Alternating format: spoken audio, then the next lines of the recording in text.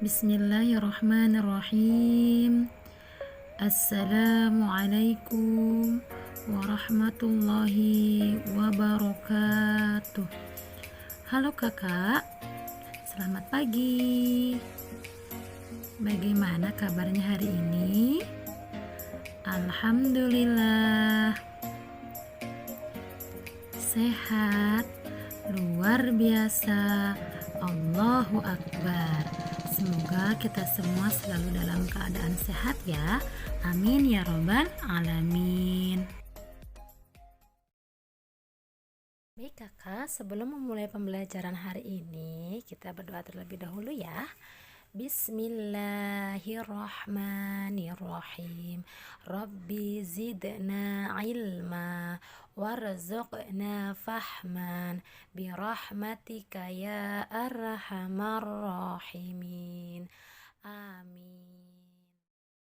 Untuk hari ini kita akan belajar subtema 4, pembelajaran 5 dan 6. Dibuka ya kak halamannya.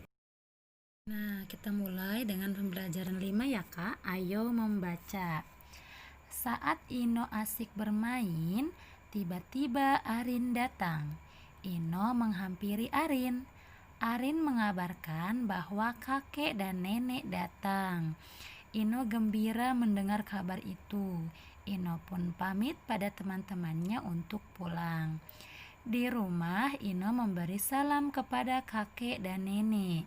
Ino lalu bergegas mandi dan berganti baju. Selesai berganti baju, Ino bercakap-cakap dengan kakek di halaman. Kakek bertanya tentang kegiatan Ino. Ino bercerita bahwa ia baru saja selesai bermain gebokan di lapangan bersama dengan teman-teman. Gebokan permainan melempar dan menangkap bola. Seru sekali, kek. Tapi jika badan kita terkena bola terasa sakit. Aku dan teman-teman tidak melempar bola terlalu keras. Semua setuju untuk tidak menyakiti teman, kata Ino bercerita. Setelah dibaca, selanjutnya ayo menulis. Carilah 3 sikap yang dapat dijadikan contoh dari cerita di atas. Tulislah sikap tersebut. Mari kita baca kembali dari cerita tadi. Manakah 3 sikap yang patut kita contoh ya kak? Nah, setelah kita baca kembali cerita tadi, kita temukan sikap yang patut kita contoh. Yang pertama yaitu Ino pun pamit pada teman-temannya untuk pulang. Jadi harus pamit terlebih dahulu ya kak. Yang kedua, di rumah Ino memberi salam. Nah, harus memberi salam. Yang terakhir, semua setuju untuk tidak menyakiti teman. Nah, ini adalah 3 sikap yang patut kita contoh dalam kehidupan sehari-hari. Nah, selanjutnya ayo lakukan. Nomor 1. Dalam cerita di atas terdapat kata-kata berikut. Carilah lawan kata dari kata tersebut. Ada datang, lawan katanya pergi. Gembira, lawan katanya sedih. Dekat, lawan katanya jauh. Kecil, lawan katanya besar. Keras, lawan katanya lunak. Nah, kemudian kata-kata tersebut kakak buat kalimat ya. Selanjutnya halaman 145 sampai 146. Nah, kita lanjutkan ya kak. Selanjutnya halaman 145. Ayo mencari tahu. Kakek dan nenek Ino adalah orang tua dari ayah Ino. Orang tua dari ibu Ino dipanggil Mbah Putri dan Mbah Kakung. Saudara atau famili dari ayah dan ibu kita sebut kerabat. Indonesia sangat beragam budayanya. Salah satunya bahasa. Panggilan terhadap kakek dan nenek di setiap daerah berbeda. Ada opa, aki, atau eyang kakung untuk panggilan kakek. Panggilan nenek juga berbeda. Ada yang memanggil opung, epo, dan nyai. Ayah dan ibu punya saudara. Kita menyebutnya paman dan bibi. Panggilan untuk paman dan bibi di setiap daerah juga berbeda. Ada yang memanggil mamang dan bibi, ada pula yang memanggil pak de dan bule atau om dan tante. Nah, Indonesia sangat beragam sekali ya bahasanya. Jadi, panggilan seseorang atau kerabat pun berbeda-beda pada setiap daerah. Nah, selanjutnya kakak isilah sesuai identitas kerabatmu. Nah, tabel ini kakak isi sesuai dengan nama, asal, umur, dan panggilan keluarga atau kerabat kakak masing-masing ya. Ayo berlatih. Berdasarkan data usia kerabat yang telah kamu isi, tentukan berdasarkan kelompok berikut. Yang pertama, balita. Balita umurnya 0 sampai 5 tahun. Kanak-kanak umurnya 5 sampai 11 tahun. Remaja 12 sampai 25 tahun. Dewasa 26 sampai 45 tahun. Lanjut usia atau tua dari usia 46 sampai 65 tahun. Dan manula atau manusia lanjut usia, usianya 65 ke atas. Nah, kakak tulis dalam tabel sesuai umur dan kelompoknya ya.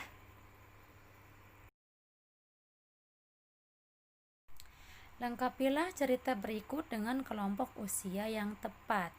Ibu bercerita sayang kepada kakek dan nenek. Saat masih, menurut nenek, ibu sangat lucu. Masih apa ya kalau lucu? Iya, masih balita. Yang kedua, ketika setiap malam kakek mendongeng untuk ibu. Kira-kira apa ya kalau mendongeng? Ketika Betul, ketika kanak-kanak. Setiap malam kakek mendongeng untuk ibu. Baik, selanjutnya.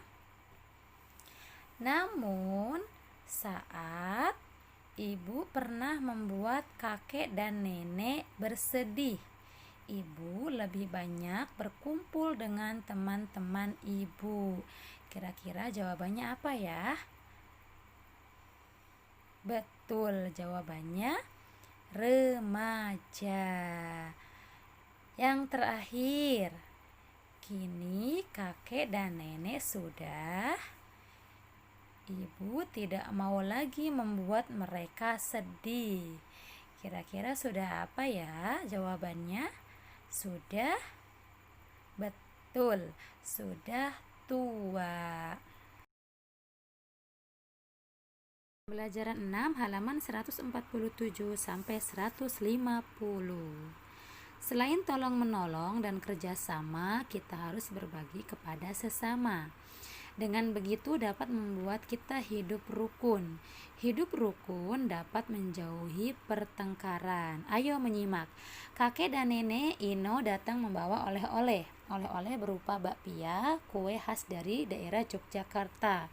Kue bakpia yang dibawa cukup banyak. Ino meminta izin kepada ibu. Ino ingin membagi kue bakpia kepada teman-temannya. Ibu mengizinkan Ino. Ibu berpesan kita hidup harus rukun, senang berbagi dan saling membantu. Nah, seperti pada gambar ya kak, jika kita mempunyai makanan yang lebih atau banyak, maka baiknya kita bagikan kepada teman ataupun tetangga dan membantu orang-orang yang terkena musibah, contohnya bencana banjir, karena mereka sangat membutuhkan bantuan kita dari bentuk apapun. Ayo berlatih. Kakek dan nenek akan pulang ke rumahnya. Ino dan Arin akan memberi bantuan kepada seorang anak yang memerlukan bantuan di sana.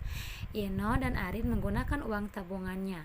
Ino dan Arin membeli barang yang dibutuhkan anak tersebut. Arin membeli buku cerita seharga Rp12.000. Arin membeli dengan uang Rp20.000. Uang kembalian yang diterima Arin sebanyak berapa ya Kak? Lembar uang 2000-an. Ada berapa? Ada 3. Kemudian keping uang logam 1000-an. Ada berapa uang 1000-annya? Ada 2. Jadi kembalian Arin Rp8.000. Untuk nomor 2 dan seterusnya dikerjakan mandiri ya Kak. Nah, selanjutnya membuat boneka kardus. Ada pada halaman 150. Bahan-bahan yang harus disiapkan adalah kardus bekas sabun mandi. Selanjutnya gunting, kertas warna atau kertas origami, lem,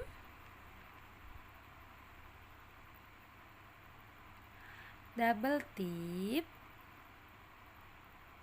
dan pensil warna. Nah, ini adalah alat dan bahan yang harus disiapkan untuk membuat boneka kardus.